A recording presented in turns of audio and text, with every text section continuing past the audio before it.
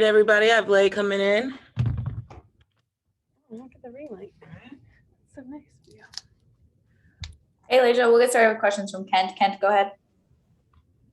Hey, after looking at the film, what do you think the Sun was doing to kind of get you guys out of initiating your offense the other night? I think they're pressure. They have some all-star defenders on their team, and they just kind of punched us, and we never responded. So we got to be more physical back. Coach talked about that too after the game about taking a punch and responding. Why do you suppose after 8 games of doing that didn't happen? 8 games of doing that? I don't know. That's a good question. I think, you're playing Connecticut at home. They're a tough team. We just played the other day. We were a little bit off too. So we're not trying to overthink it. Obviously our defense was pretty good.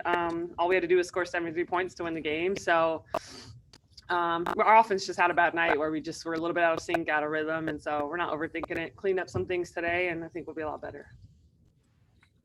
Thank you. Danny, go ahead. Hey, good to talk to you.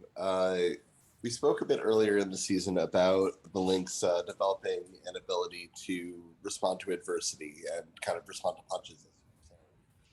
How do you think that earlier adversity earlier in the season kind of prepared you for this game and the tough schedule that you're in the midst of?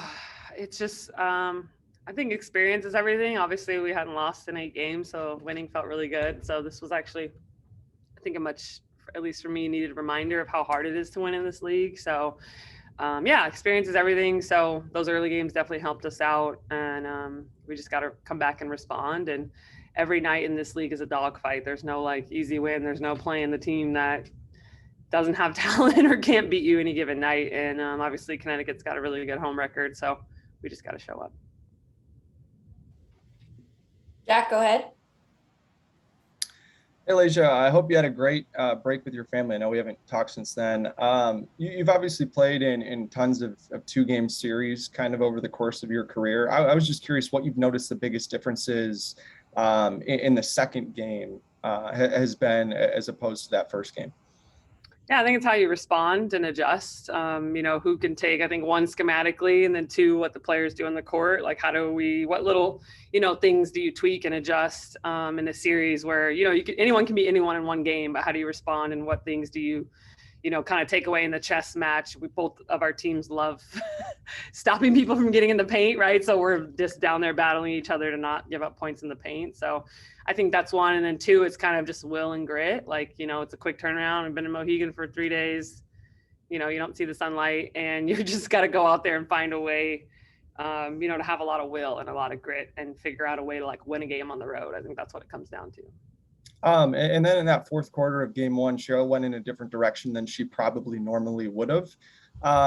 Obviously, it's not ideal to be on the receiving end of that, but how important do you think that accountability is just to building that long-term team chemistry and eventually, being successful in high leverage situations like the playoffs? Yeah, you need everybody. I mean, you've got to have a bench to win a championship. That's something that I don't think any team that has ever won has not had good people that can come in and contribute. So, and then you find ways to continue to beat this team. So, Rachel came in and did some really good things. There were players who came in and showed, things that I wasn't seeing, or maybe Crystal wasn't seeing. Rachel came in and really hit those pull-ups off the ball screen. So it's so important, and it's why you want good people on your bench. It's why you don't want to just go 5 deep, because this league is just too good any given night to have to rely on the same 5 or 6 players to win a game. Anything can happen. You roll an ankle, this or that happens. You get in foul trouble, right? I got 2 against New York, and I had to come out in the first quarter. So you need those players that can come in and really, not just sustain, but can contribute. And our bench has done that in some really big games where I'm go, I'm happy. I'm ready to stay over here and rest, and I know all the starters feel that way when we get a blow, and we just love so much to see our bench come in and contribute and bring everything that they, work hard and deserve. Awesome. Thank you. Any last questions for Leja? Yeah, I have one. Go ahead, Danny. Leia, I saw that you and the rest of the team had brunch with Mark Lohr during the yesterday, I believe. Could you just talk a bit about that? How was it? What were your impressions of Mark?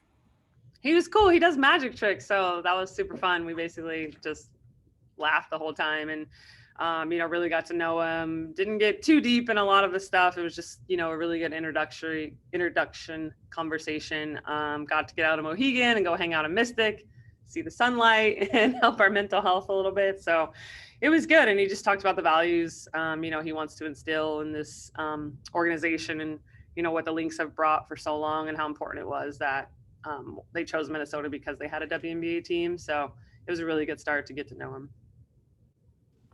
Awesome. Thanks so much. Thank you. Thanks all. so much, Leigh. Good luck tonight. Thanks.